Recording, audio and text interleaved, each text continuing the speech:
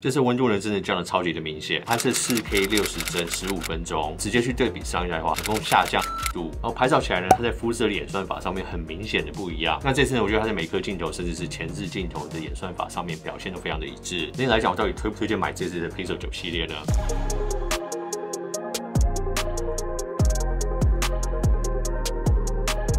大家好，那时候我们上手 Pixel 9、Pixel 9 Pro XL， 还有 Pixel 9 Pro Fold 规格啊，还有基本上手测试，在上次影片也都有讲到啊。今天的部分呢，我们就来比较实际测试一些在我们正常的使用环境下面，在我们工作室啊，在室内拍照啊，还有我们长时间录影的话，到底它的发热程度怎么样？然后希望这样里面可以帮助大家考虑说，到底这支适不适合你？那首先我们先来看看它的外形。那这次我们到手的都是粉红色的色系，那色调上面其实有点差异，大家看得出来哦。这个 Pro 系列是比较偏淡色系，数字系列饱和度就是比较高，而且它在背板的地方呢，可以看到 Pro 系列的它的背板是雾面的玻璃，那数字系列呢，它的背板是亮面的玻璃，但是到侧面的地方还有反过来。看他们这个网站上面的规格说它是铝合金啊，但是在 Pro 系列上面看起来它是有抛光的这个效果，但是在数字系列上面它是用这种雾面的做法。那因为我们平常比较测试一直都是比较针对旗舰机的部分，然后再加上 Pixel 9跟 Pixel 9 Pro 来讲的话，它后面的主镜头跟它的超广角镜头都是一样。那最大的差距呢，就是在 Pro 系列上面的长焦镜头还有前置镜头升级到4200万画素，但主要我们今天还是会以 Pro XL 来做测试。那这次的外形大家觉得怎么样呢？我觉得反应蛮两极的，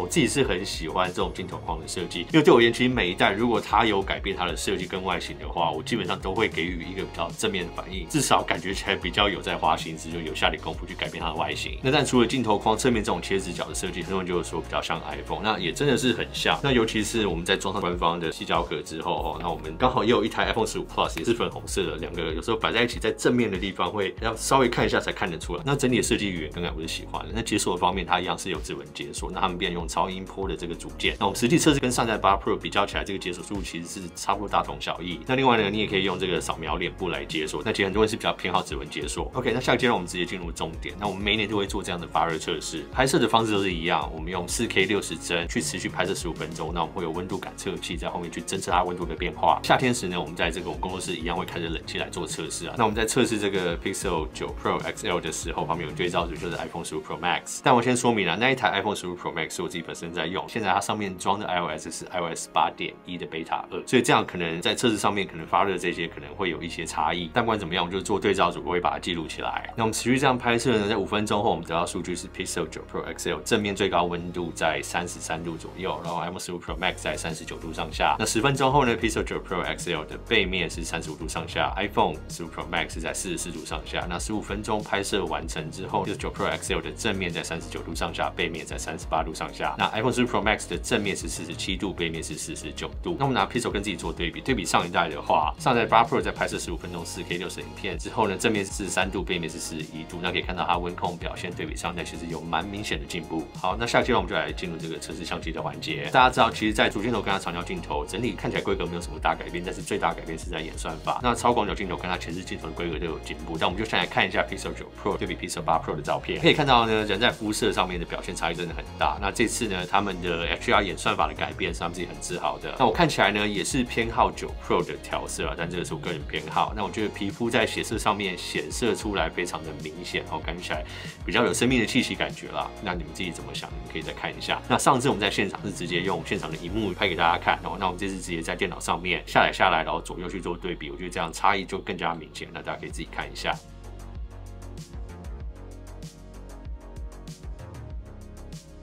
那再来我们要对比一下 iPhone 15 Pro 系列，两边的演算法差距本来就很大，那大家可以看一下比较偏好哪一台。那这边我就不下定论，让大家自己去看，自己去判断。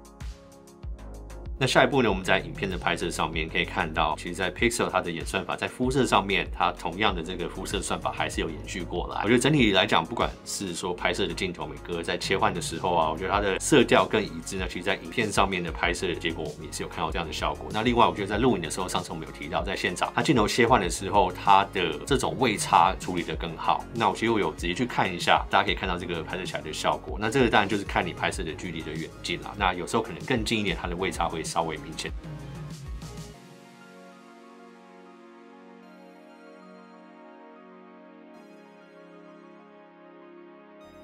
那再来呢，录影上有 AI 部分的功能加强。那先前我们知道上一代影像加强器啦，上一代可能比较像是你在按住拍摄影片的时候，你在上传到云端，它可以帮你去做加强，把你的噪点去掉，让你整个影像更清楚。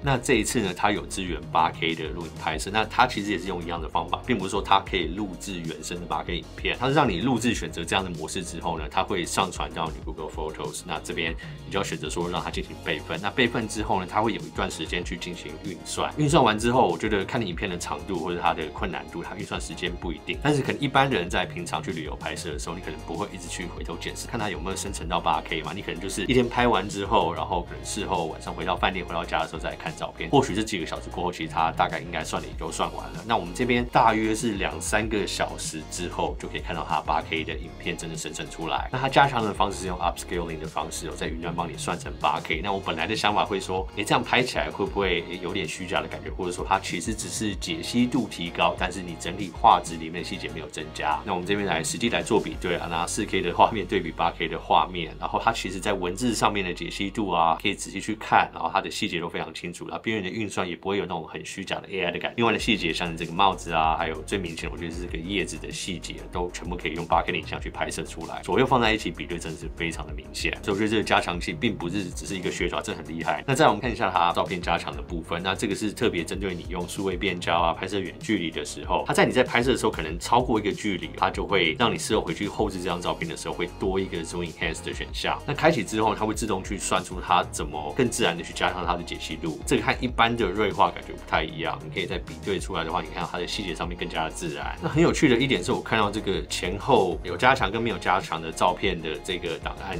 去对比的话，有加强前是1250万画素，然后在它加强这些细节之后，它的照片变成320万画素。那这我不太理解，说它为什么感觉好像画素变少了，但是它的照片又更加清楚，为什么不会是算成一张1200万画素？那这一点我也还不太确定。但是不管怎么样，你整体实际看到就是一张更清楚、细节更多的照片。那在下一点呢，它 AI 的修图功能这一次也有在增加。那先前我们知道它都有这个魔术橡皮擦，可以移除掉背景的人事物。那现在呢，又进一步你可以去生成不一样的背景出来。那像是你可以把树叶改成这个秋天的落叶啊，或者把你背后的街景改成在日本的街头，或是你在一个白墙前面拍照，或者在任何地方拍照，你可以把后面改成好像墙上有挂一张画。那这些都可以轻易办到。那生成的细节它有很多选项可以让你去选啊，那你可以去挑一个你觉得生成比较自然、抠图抠的比较好的。但是重点是它生成的过程是非常的快。那再来还有这个 AI 的一起拍功能，它就是利用 AI 跟 AR 的技术，把2张照片合成在一起。你出来旅游的时候啊，常常找不到人帮你拍照，那会变成摄影者永远不在照片里面。那利用这个内建的一起拍功能，它就可以把你摄影者也合成在里面。另外要帮你拍摄的人也可以利用 AR 的技术，非常的清楚看到这个构图应该怎么样，而且重点是它合成的非常自然。那另外还有像是 Pixel Studio， 它是直接可以生成图像，你可以输入一个像是提词的部分，然后它有不同的风格可以让你选择，那你可以看出你要生成怎样的图片，而且它生成的速度真的也是非常快。那这个 Pixel Studio 呢，因为我的账号是美国，那他们说台湾的版本目前还在做一些最后的加强啊，跟一些修正。那我相信非常快的，台湾用户也可以玩到这个功能。那这次呢，在这些 AI 照片生成的地方，让我最有感的地方就是速度真的是很快。那我不知道是因为 Pixel 是他们亲儿子的手机呢，还是因为他们这个 Tensor G4 的晶片就是自家设计，也是针对 AI 去加强。那实际使用起来，我当然也不太确定哪一些是本地运算。那据他们的说法，可能这些 Studio 啊，还有这些背景生成都可以是本地运算。但是刚在测试 Studio 的时候，我有把 WiFi 关掉，那在那情况下，它就没有办法去生成出来。所以不太确定是因为它版本上面的差异还没有到最终的版本呢，还是说它就算在本地运算，可能还是需要有一些联网的功能。那另外呢，还有多一个 App 叫做 Pixel Screenshot， 那这是一个专门的 App， 让你去整理你所有的 Screenshot。那我们知道我们常常上网购物，或者说看到一些有趣的东西，我们都习惯做萤幕截图。那这个 App 就可以让你方便整理这些截图，那甚至可以让 AI 直接去辨识里面的内容。像我截图了一个相机啊，然后截图一个球鞋啊，然后截图一个我喜欢的车子，那你可以直接用关键字去搜寻，你就找到你截图的图片，然后把它所有东西都归类起来。那甚至呢，你再点开这个图片，它的网页也会显示出来，让你可以直接去回到那个网页，不管是你要再看更多的细节，或是去买这个球鞋，都非常的方便。那另外一个我觉得很大的亮点在就是 Gemini， 我自己本身其实在电脑上面，我也现在开始使用 Gemini 的这个进阶版。那如果你现在买 Pixel 9 Pro 的话，目前的话它还是有赠送 Gemini 的进阶版1年。那我现在也有成功开启这个 Gemini Live， 目前呢它是只有支援英文的对话，但是很有趣的是，你请他用中文回你，他办得到，那这点很有趣，所以也让我觉得说，其实整个 Gemini Live 在整体中文化来讲的速度应该会比我们想象中的快。那以目前英文版来讲，我觉得它语言对话自然的程度还算还不错。那它里面也有非常多不同声音语音可以让你选择。那我目前就是问他一些资讯啊、聊天的部分，我觉得他反应都算非常的自然啊。但是整体的测试，我觉得可能等完整版的部分，我再来做另外一个影片。那或者说可能 AI 相关的功能，我们再另外分成不一样的影片再来做测试。那这次 Pixel 9系列呢，我们现在目前测试就是数字系列跟 Pro 的版本。折叠机的版本我目前还没有机会上手跟做更多的测试啊。那到时候我们也会有分开的影片，如果我们有机会去上手那折叠机的话，这也是台湾第一次有 Pixel 折叠机上市。那整体我觉得，如果你在锁定的不管是9啊，或者是 Pixel Pro 系列的话，这一次大家可能最担心的像这些发热的部分，我觉得对比上台非常明显的进步。那拍照的部分呢，如果你单纯看它的这个规格的话，好像进步不多，但是在拍照演算法上面，我个人是更喜欢这次的肤色。那但很诚实讲，如果你手上的 Pixel 还是可能8或者7的话，你觉得使用上还 OK， 没有觉得有一定要升级的必要，那或许不用。但是如果说你可能手上是7或是更旧的版本，你觉得说在相机上面啊，或者在这些 AI 的功能，还有在它整个处理器热能的控制上面更好，你觉得使用体验真的会觉得更有感的话，我觉得要做升级的话，觉得这次 Pixel 9 Pro 使用起来的是还不错。那我们上手到目前就是2天3天而已啦，所以更细节的测试，如果大家有兴趣或有什么其他想要我们去更深度去测试跟比较的地方的话，也可以在下方留言让我们知道。OK， 好，那我们今天的 Pixel 9系列的开箱就先到这边，那我是苹果链，我们下次见，拜。